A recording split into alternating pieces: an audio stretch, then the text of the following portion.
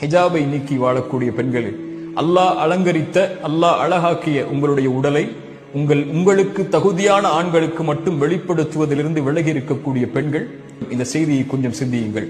அப்துல்லா இப்னு Abbas ரலியல்லாஹு அன்ஹு அவர்கள் சொன்னார்கள், தன் தோழரை பார்த்து, சொர்க்கத்தின் பெண்ணை உனக்கு அறிவிக்கவா என்று. அவர்கள் ஒரு பெண் கடந்து சென்றார்கள். சொன்னார்கள், இந்த பெண் அல்லாஹ்வுடைய தூதருடைய சபையில் ஒரு முறை வந்தார்கள். வந்து சொன்னார்கள், யா ரசூலல்லாஹ், எனக்கு நோய் வலிப்பு இருக்கிறது. நோய் வலிப்பு ஏற்பட்டால் என் ஆடைகள் விலகிக் கொள்கிறது மக்களுக்கு முன்னால். எனக்காக அல்லாஹ்விடத்திலே துஆ செய்யுங்கள். அல்லாஹ்வுடைய தூதர் சொன்னார்கள், பெண்ணே, இதற்காக அல்லாஹ்விடத்திலே துஆ செய்கிறேன். அல்லாஹ் அந்த நோயை நீக்கி விடுவான். ஆனால் பொறுமையை கடைபிடித்தால் அல்லாஹ் உனக்கு சொர்க்கத்தை கொடுப்பான், தேர்ந்தெடு. அந்த பெண் சொன்னார்கள், யா ரசூலுல்லாஹ், நான் பொறுமை காக்கிறேன், சொர்க்கம் எனக்கு கிடைக்கட்டும். ஆனால் அல்லாஹ்வுடைய தூதரே, நான் மக்கள் மத்தியில் இருக்கும்போது வலிப்பு நோய் ஏற்பட்டால் என் ஆடை விலகிக் கொள்கிறது, நான் என்ன செய்வது? அதனால் மக்கள் என்னுடைய அங்கங்களை பார்க்கக்கூடிய சூழல் ஏற்படுகிறது. அல்லாஹ்விடத்திலே அதற்காக மட்டும் என் வலிப்பு நோய் ஏற்பட்டாலும் பரவாயில்லை, பொறுமை காக்கிறேன், என் ஆடை விலகிவிடக் கூடாது மக்களுக்கு முன்னால் என்று அல்லாஹ்விடத்திலே துஆ செய்யுங்கள் என்றார்கள். அல்லாஹ்வுடைய தூதர் ஸல்லல்லாஹு அலைஹி வஸல்லம் துஆ செய்தார்கள்.